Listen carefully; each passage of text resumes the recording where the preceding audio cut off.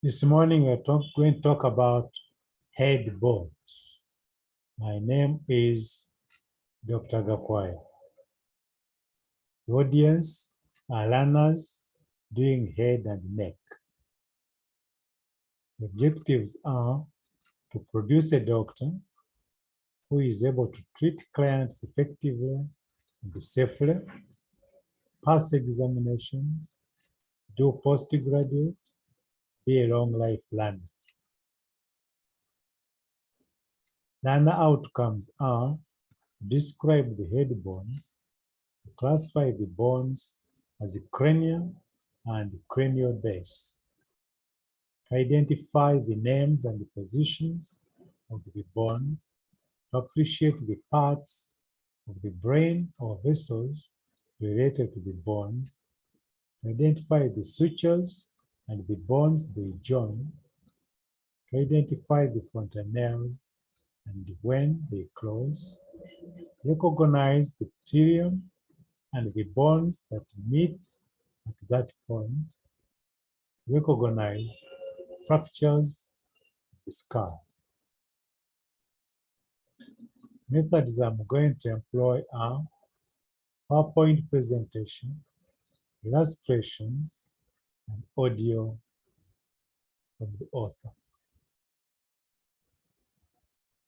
The plan is introduction, cranium, cranial face, sutures, fontanelles, and finally, clinical features. Introduction. The skull is a bony structure. Its function is to protect the brain, meninges, and the vasculature. It is divided into two parts, the cranial and the cranial base. Cranium is made of the following bones: frontal bone, parietal bone, occipital bone.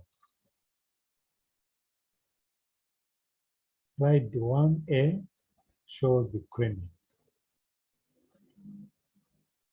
Slide 1B shows the cranium again. The sutures. Coronal suture is between frontal bone and both parietal bones. Where they meet, it forms the anterior fontanelle. It diffuses at about the age of 18 months.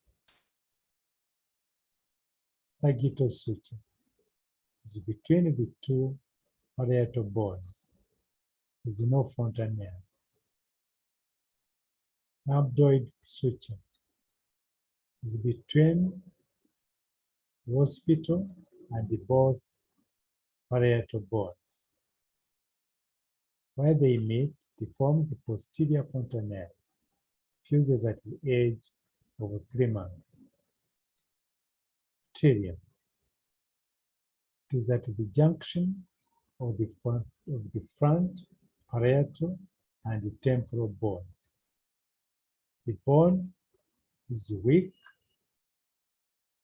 The middle meningeal artery passes around here, and fractures are common at this point. Slide 2 shows the sutures and the fontanelles. The face bones. Zygoma, there are two. So between the cheekbone, it articulates with sphenoid, temporal, and the maxilla. The cream. The small bone, actually the smallest. It forms the medial wall of the orbit. Nasopia. It forms the bridge of the nose. inferior nasal cochlea. It is on the lateral wall of the nasal cavity. Palatine is a single bone. It forms the rear of the nasal cavity and hard palate. Maxilla, there are two. It forms the upper jaw and hard palate. Vomer, it forms the posterior part of the nasal septum. Mandible, they are also a pair. It forms the lower jaw and articulates with the cranium with the temporal mandibular joint.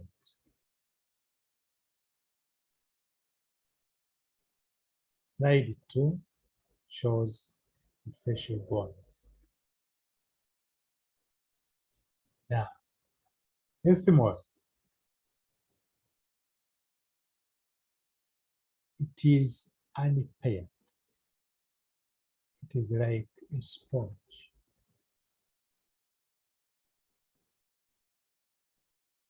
Its position, it forms the roof of the nasal cavity between the two orbital cavities. Its parts. It's got the cribriform plate, and this projects superiorly to form the crystal gallery on which the falx cerebrum is attached. It forms part of the nasal septum. The perpendicular plate. It forms the nasal septum. The labyrinthine plate. It is the ethmoid labyrinthine with a lot of air spaces. Orbital plate. It forms the lateral of the medial wall of the orbit. Medial sheet. The upper lateral wall of the nasal cavity, superior and the middle cochlea. Ethmoid bone articulations. The paired articulations are nasal bone, maxilla, palatine, and inferior cochlea. Unpaired articulations, frontal, vomer, and syphene. Slide 2 shows parts of ethmoid bone. Syphene. It is a cube-like. It is unpaired. It houses the pituitary gland. It has air sinuses.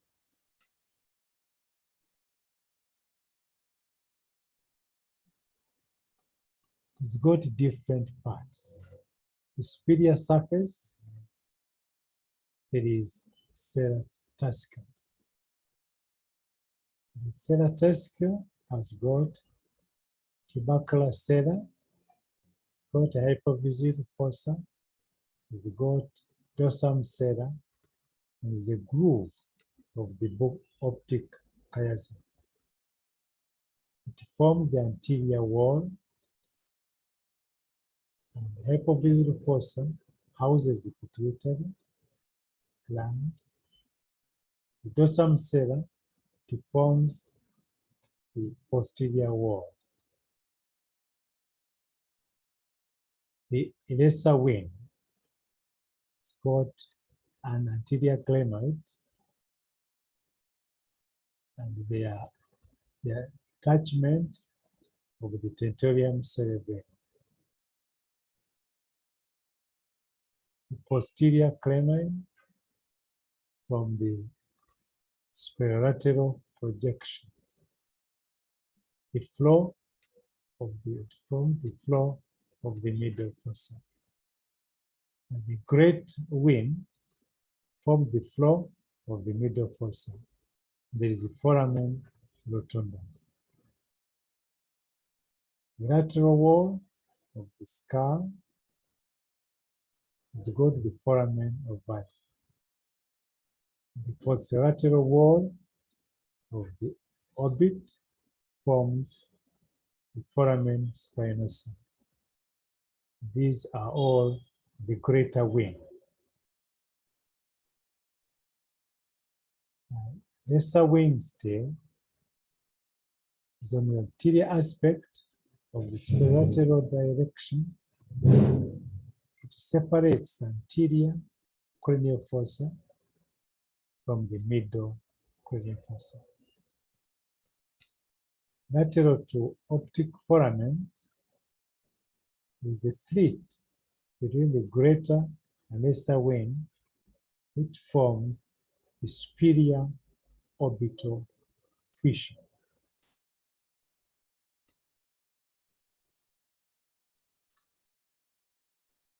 Pterygoid process. It descends from the junction of the body, the sphenoid, and the greater wing. Medial pterygoid plate. It supports the posterior wall of the nasal cavity. The lateral pterygoid plate is the origin of the medial and lateral pterygoid muscles. Slide 3A shows the sphenoid. Slide 3B shows sphenoid in other view. Slide 3C shows the relationship between the sphenoid and the hypophyseal fossa. And this area is used for doing endoscopic transsphenoid surgery when the pituitary is being operated on because of its closeness. Temporal bone. It occupies the lower lateral wall of the cranium. It contains the inner ear. It is crossed by many cranial nerves. At its lower part, it articulates with the mandible.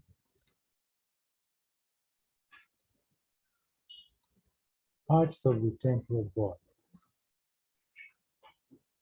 So the squamous part, it is lateral. It has the temporal fossa. It articulates with the sphenoid anterior. The temporalis is attached to it. The tympanic part, it is inferior. It articulates with the parietal bone lateral.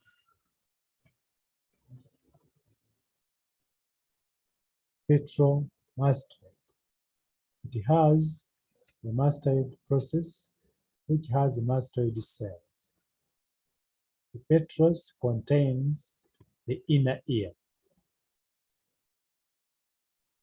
The mandible forms the temporomandibular joint at this point. The masseter, sternocleidomastoid, and posterior belly of the gastric, together with the splenius capitis, are attached at this point. Zygomatic process is anterior and above the ear. There is an anterior tubercle, which is a part of the temporomandibular joint. With the temporal process of the zygoma to form the zygomatic arch, they articulate with the mandible. And the masseter and its ligament are attached to this point. Styloid process is posterior to the ear. The posterior belly of the digastric is attached at this point. Slide 4 shows the temporal bone. Slide 4b shows the squamous part and the petromastoid part, the zygomatic process. Slide 4c shows the adductors and the tympanic cavity, together with the mastoid cells. The mandible is the largest and strongest bone. It is horseshoe-shaped with a body and a ramus. Many muscles of mastication are attached to it. It articulates with the skull and the temporal mandibular joint.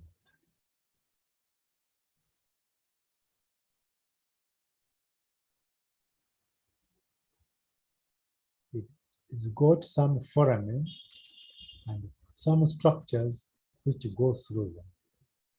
And the parts are the body is the mental symphysis, and it has a mental foramen through which the mental artery and the nerve pass. It's got a ramus which has a head. It is this head which forms the temporal mandibular joint. The mandibular foramen, which opens to the lateral surface at the mental foramen. And here, the alveolar artery and the nerve, which become the mental artery, and the nerve later pass through this canal. Then it has a neck, which is below the head. It has a coronoid process, which is in front of the head. Slide 5a shows the mandible articulation. Slide 5b shows mandible parts.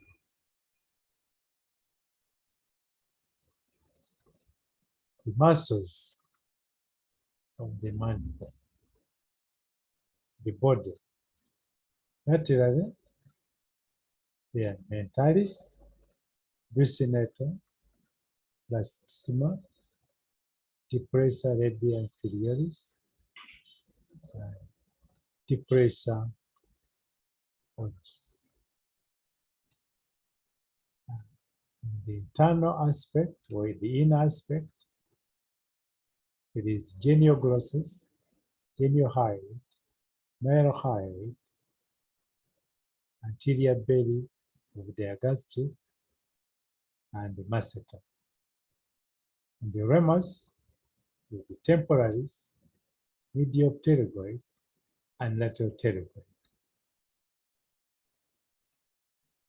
Slide 6a shows the external muscles.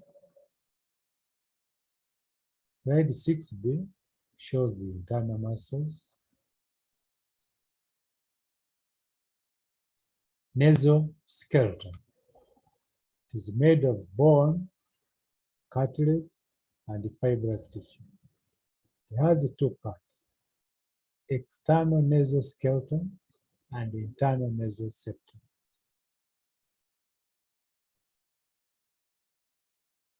And the external go to the nasal bone and the cartilage and the maxillary bone. Internal, inferiorly, we've got laterally one major alar cartilage and about 3 small ones. Then cartilage septum. I've got paired bones, which are superior bones, which are nasal and maxillary and palatine. They're all superior. Then the unpaired bones are the ethmoid and the bone. Then the floor got the hardy palate, which is made of the palatine bone and the palatine process anterior. In the roof, we've got the cribriform plate. Slide 7A shows the nasal skeleton. Slide 7A shows the nasal skeleton in another view. Clinical significance. Now, the important issues are epistaxis, fractures, and space-occupying lesions. Ladies and gentlemen, thank you very much for listening to me.